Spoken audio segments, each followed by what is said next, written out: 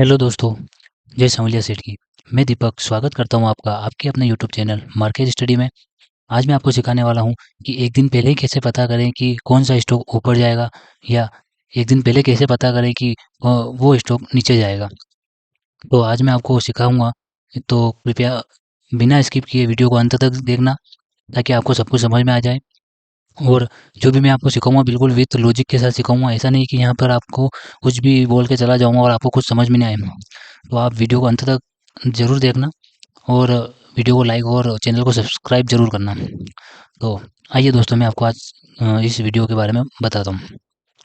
हाँ, तो दोस्तों, जैसा कि मैं बता रहा हूँ आपको कि स्टॉक के बारे में कैसे पता लगाएँ कि जैसे कल या परसों ये स्टॉक भागेगा या फिर यहाँ से फिर नीचे जाएगा। तो जैसे मैंने अभी ट्रेडिंग व्यू का चार्ट है ओपन कर रखा है, और एक उदाहरण के लिए मैंने एचडीएफसी बैंक का चार्ट ओपन कर रखा है। ये मैंने वीकली टाइम फ्रेम में कर रखा है। तो इसको हम जब भी यूज़ करेंगे तो या तो डेली टाइम फ्रेम में या फिर वीकली टाइम फ्रेम में यूज़ करेंगे। डेली टाइम फ्रेम में यूज़ करने पे इसकी एक्यूरेसी लगभग लगभग 80 से 90% हो जाती है। लेकिन अगर आपको एक्यूरेसी 95 चाहिए तो आपको वीकली टाइम फ्रेम में देखना पड़ेगा। वीकली टाइम फ्रेम जो रहता है वो बेस्ट होता है। इसमें क्या है, किसी भी स्टॉक के बारे में हम अच्छी तरह से समझ सकते हैं, जाँच पड़ताल कर सकते हैं, हिस्ट्री में जाकर देख सकते हैं।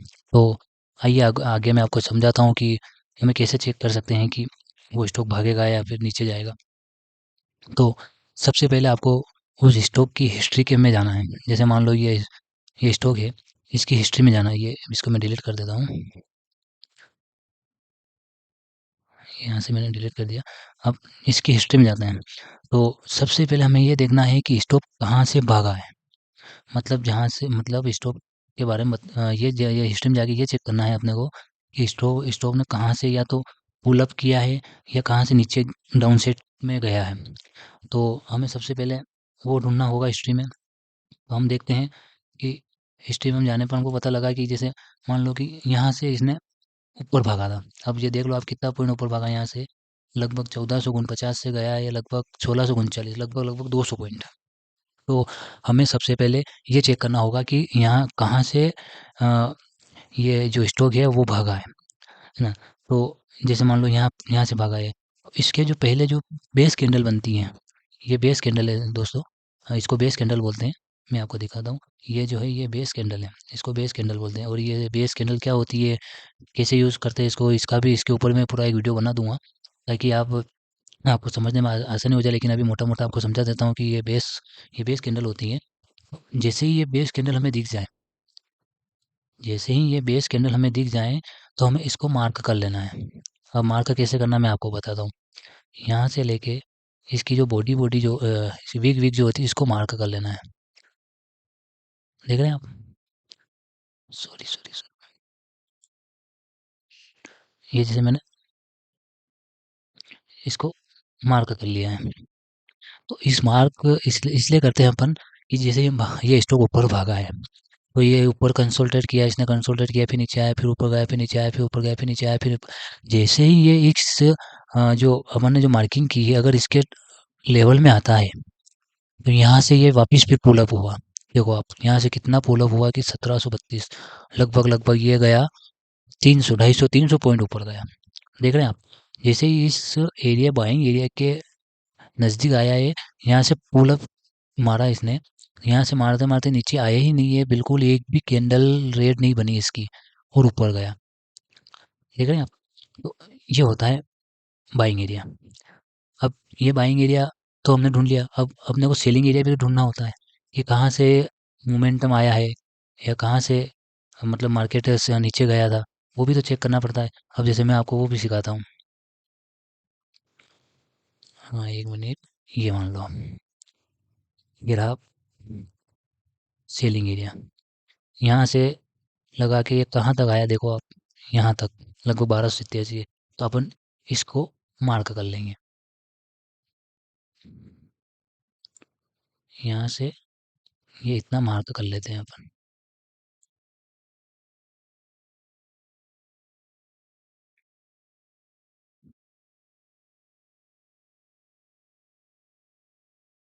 क्या हो रहा है ये?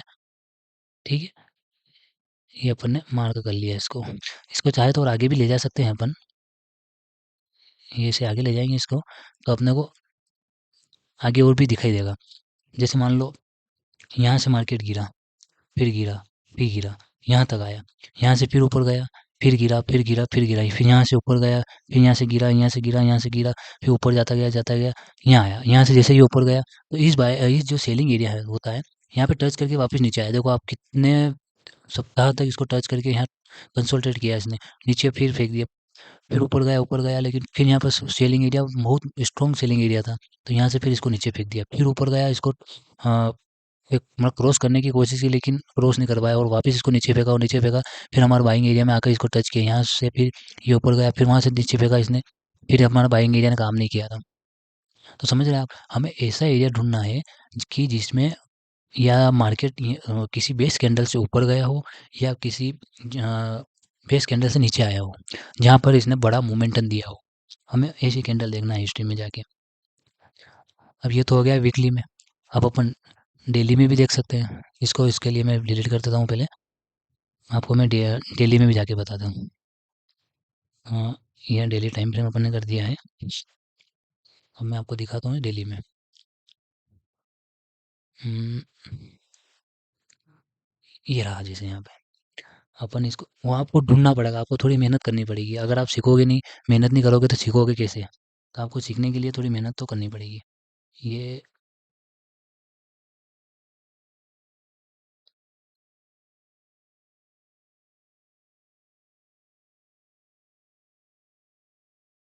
ये अपन बना, हालांकि मार्केट इतना नीचे आया नहीं है, लेकिन फिर भी आपको दिखा देता हूँ मैं कि जैसे ही ये बेस कैंडल होती है, बेस कैंडल उसको बोलते हैं जो इसकी वीक आसपास वीक छोड़ी हो और बीच में बॉडी रही हो। अपन इसको नहीं मांग रहे हैं ना, आगे आगे आगे वाली को माप रहे हैं इसको। ये वाली जो कैंडल दिख रही है आपको, मैं आपको एक बार और दिखा देता हूँ। ये वाली कैंडल दिख रही है ना आपको, ये वाली, यहाँ से मार्केट ऊपर गया, और ये देखो कितना ऊपर गया, वहाँ से फिर नीचे आया, जैसे हमारे बाइंग एरिया में आया, इसने वापस मार्केट मार्केट को ऊपर फेंक दिया, और ऊपर ऐसा फेंका कि ये ठीक 1800 पॉइंट जाके आया है। देख रहे हैं आप कहाँ से गया है? ये लगभग 1454 से 1800, मतलब 350 पॉइंट ऊपर जाके आया है। देख रहे हैं आप कितना अच्छा काम किया होगा हमारे इस बाइंग एरिया ने। जैसे ऐसे ही अपन सेलिंग एरिया को भी ढूंढ मार्क कर सकते हैं।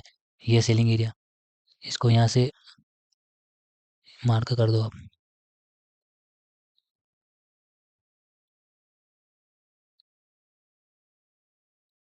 अरे क्या हो रहा है? इसको मार्क कर दो आप।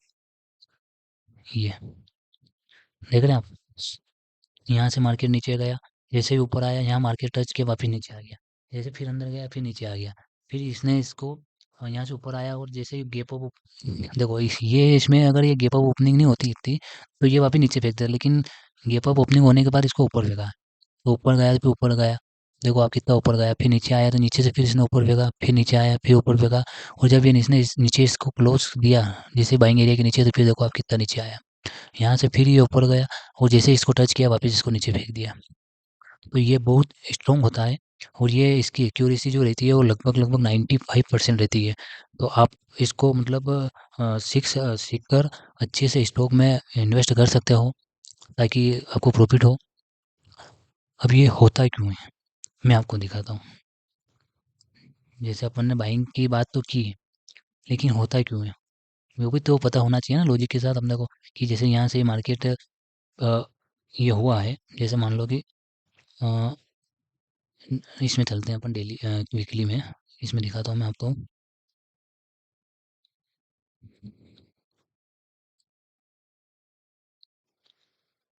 ये वाला दिखाता हूँ आपको मैं, जैसे ये अपन ने मार्क किया था पहले।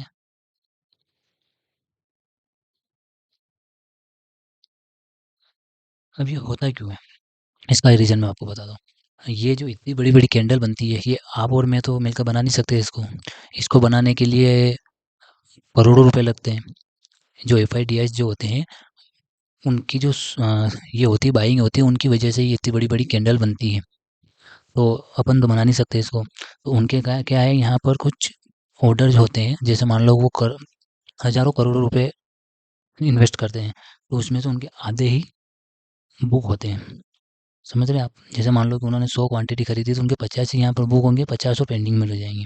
तो मार्केट ऊपर गया, ऊपर गया। अब उन्होंने तो इसका जो ये रेट है फिक्स, जैसे 1450 रुपये में बाइंग करनी है, तो वो फिक्स कर रखा है। लेकिन अब आधे 50% ही हुए, 50% और बाकी है। तो जैसे ही मार्केट इसके लेवल में वापस नीचे आएगा 1450 में, तो उनके जो 50% बचे हुए जो शेयर होते हैं वो वापस एग्जीक्यूट हो जाते हैं। जैसे एग्जीक्यूट होंगे, मार्केट फिर पुल अप देगा। देख रहे हैं आप? यहाँ पर जैसे 50% एग्जीक्यूट हुए थे, मार्केट ने पुल अप दिया, और यहाँ पर जैसे 50% बाकी जो पेंडिंग बचे थे वो एग्जीक्यूट हुए, फिर इन्होंने पुल अप दे दिया। ऐसे ही सेलिंग में भी होता है। सेलिंग में जैसे ही मार्केट शॉर्ट सेल करते हैं, बाकी जो सेलिंग में जो ऑर्डर पेंडिंग रह जाते हैं, तो वो पेंडिंग ऑर्डर, जैसे ही मार्केट उस पेंडिंग ऑर्डर जो एवरेज रहता है उनका सेलिंग करने का जो प्राइस होता है वहाँ अगर टच होगी, तो मार्केट वापस नीचे आएगा, क्योंकि उनकी जो जो भी सेलिंग सेल करने की जो भी होती है, स्टॉक को सेल करने की जो लिमिट होती है, वो जैसे एग्जीक्यूट होती है ना, मार्केट स्टॉक को नीचे ले आता है। देखा? तो ये सभी इसका मुख्य कारण है। तो दोस्तों, समझ में आया आपको? इस वीडियो को आप कम से कम 2 से 3 बार देखोगे, तभी जाके आपको समझ में आएगा, वरना आपको समझ में आएगा नहीं। इसलिए आशा करता हूँ दोस्तों आपको वीडियो समझ में आया होगा। तो वीडियो को लाइक और चैनल को सब्सक्राइब ज़रूर करना, और अपने दोस्तों के बीच में इस वीडियो को शेयर करना, ताकि वो भी कुछ सीख सके। और हाँ, मैं यहाँ पर आपको कोई स्टॉक खरीदने की सलाह नहीं दे रहा हूँ, केवल एक उदाहरण के लिए मैंने ये स्टॉक लिया था। बाकी आप पहले प्रॉपर पेपर ट्रेडिंग करें, उसके बाद ही स्टॉक को खरीदें। और इंट्राडे है, स्टॉक में लॉन्ग टर्म में, शॉर्ट टर्म में इन्वेस्ट करें। और मतलब मैं केवल एक एजुकेशन पर्पज़ के लिए ये वीडियो बनाता हूँ, ना कि यहाँ पर कॉल टिप्स के लिए कि ये शेयर खरीद लो, ये शेयर खरीद लो। ऐसा बिल्कुल मेरा कोई मकसद नहीं है। तो आप बिल्कुल अपने सोच समझ के विचार कर ही इस स्टॉक के मतलब इन स्टॉक को खरीदें। और मेरे डिस्क्रिप्शन में मैंने मेरे टेलीग्राम का चैनल दे रखा है, आप उसको ज्वाइन कर सकते हैं, ताकि मैं अपने लेवल जो है वो अपडेट करता रहता हूँ टेलीग्राम चैनल पे। और पेपर स्टडी भी मैं पोस्ट करता हूँ, ताकि लोग अपना व्यू मैच कर सकें। तो आप जुड़िए मेरे साथ। धन्यवाद।